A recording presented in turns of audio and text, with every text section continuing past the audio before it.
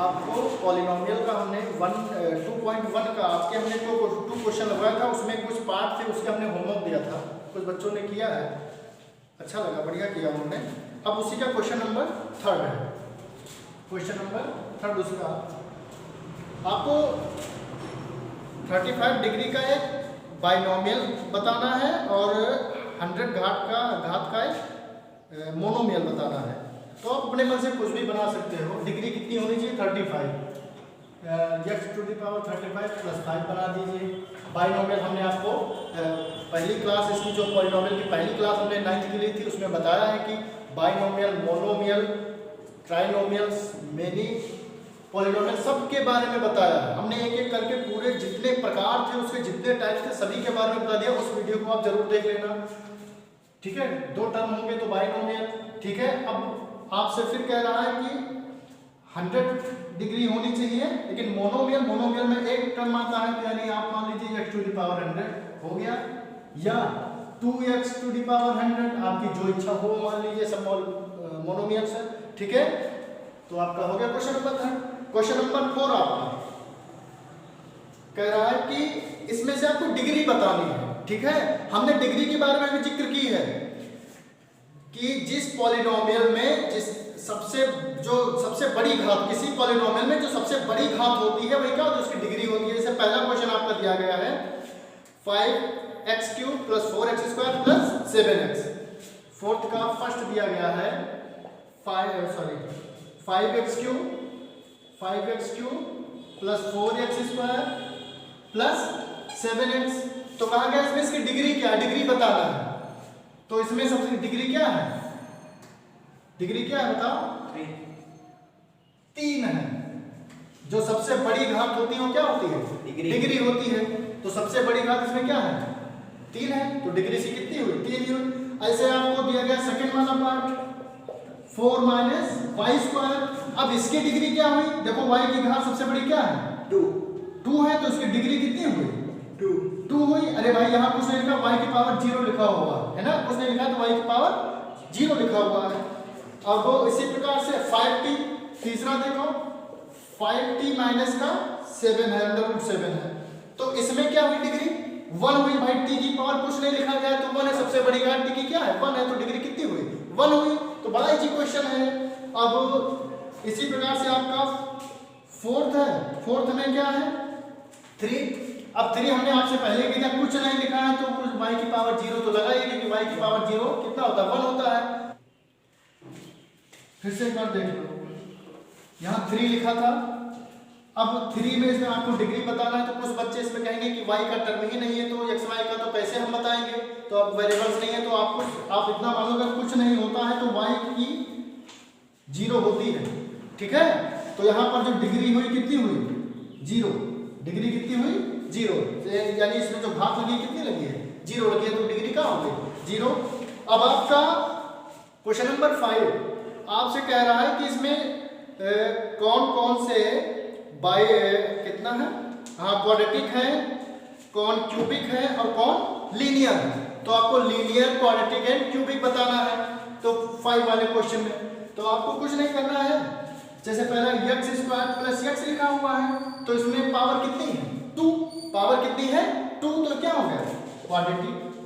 Quadratic है ना। उसके बाद इसमें x - x³ में पावर कितनी है?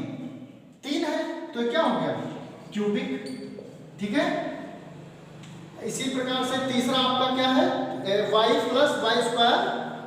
तीसरा आपका है, ये दूसरा हो गया। तीसरा आपका है y + y² + 4, यानी इसमें क्या पावर 2 यानी क्या है? क्वाड्रेटिक है ना। इसी प्रकार से 1 + x की पावर कितनी है? 1। अगर हमने कहा तो पावर 1 होगी तो क्या होगा? लीनियर होगा। पावर 1 है तो लीनियर। आप हमारी बेसिक क्लास इसकी देखिए, उसकी सारी डेफिनेशन हमने उसमें बताई है, ठीक है, आपको ज्यादा समझ में आएगा। ऐसे 3t है, 3t यानी पावर कुछ नहीं लगी है तो 1 है, यानी लीनियर है। फिर r² है, स्क्वायर यानी स्क्वायर वाली पावर कितना हो गया? क्वाड्रेटिक हो गया। फिर है 7x³ क्यूब यानी क्यूबिक हो गया। काम खत्म, आपकी एक्सरसाइज क्लोज, ठीक है बेटा, आपकी एक्सरसाइज क्लोज। आप इसको हमने समझाया है आपको, मतलब हमने समझाया है आपको, आप इसको घर पे अपने आप से बढ़िया सब क्लियर बनाइएगा। बड़े बढ़िया सा आप जो है एक कॉपी लीजिएगा, उस पर करिएगा, ठीक है, और उस करने के बाद हमको सेंड करिएगा, ठीक बेटा। डिस्क्रिप्शन बॉक्स में हमारा व्हाट्सएप नंबर आपको दिया रहेगा, आपको उसी पे सेंड करना लगा के, ठीक बेटा। चलिए अब अगली एक्सरसाइज नोट देखो हटा। चलिए अब आप चुका जो है एक्सरसाइज कितना है 2.2 का पहला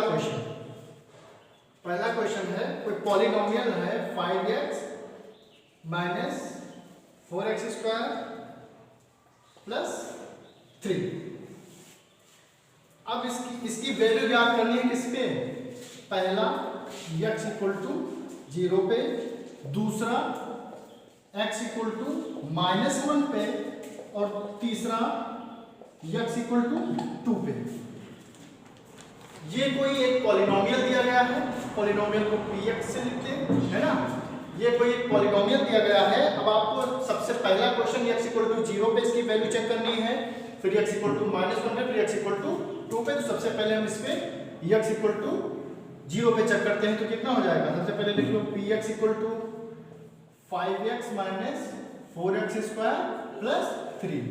तो किस पे चेक करना है, x इक्वल टू 0 पे। तो कितना p0 कितना हो जाएगा, जहां जहां x है वहां वहां क्या रख दीजिए आप, 0 प्लस 3।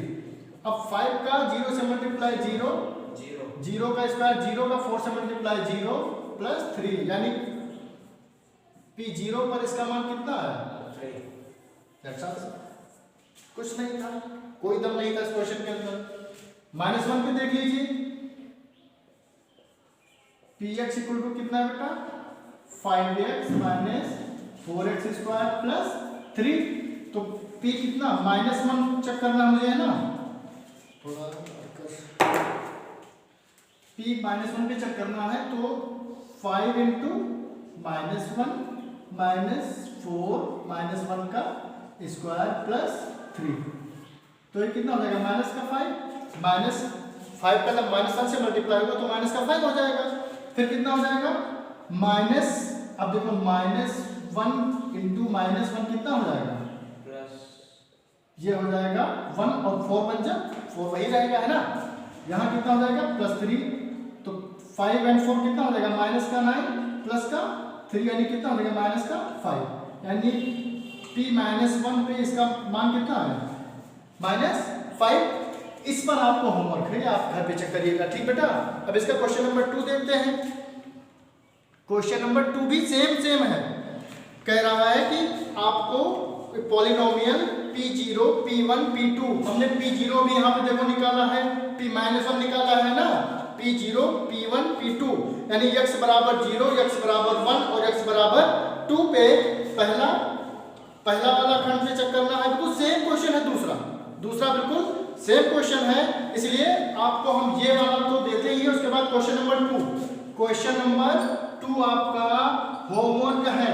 आप लोग NCERT बुक से क्वेश्चन नंबर 2.2 का होमवर्क है क्लास 9, ठीक बेटा। आप लोग इसको घर से करके लाइएगा, ठीक बेटा।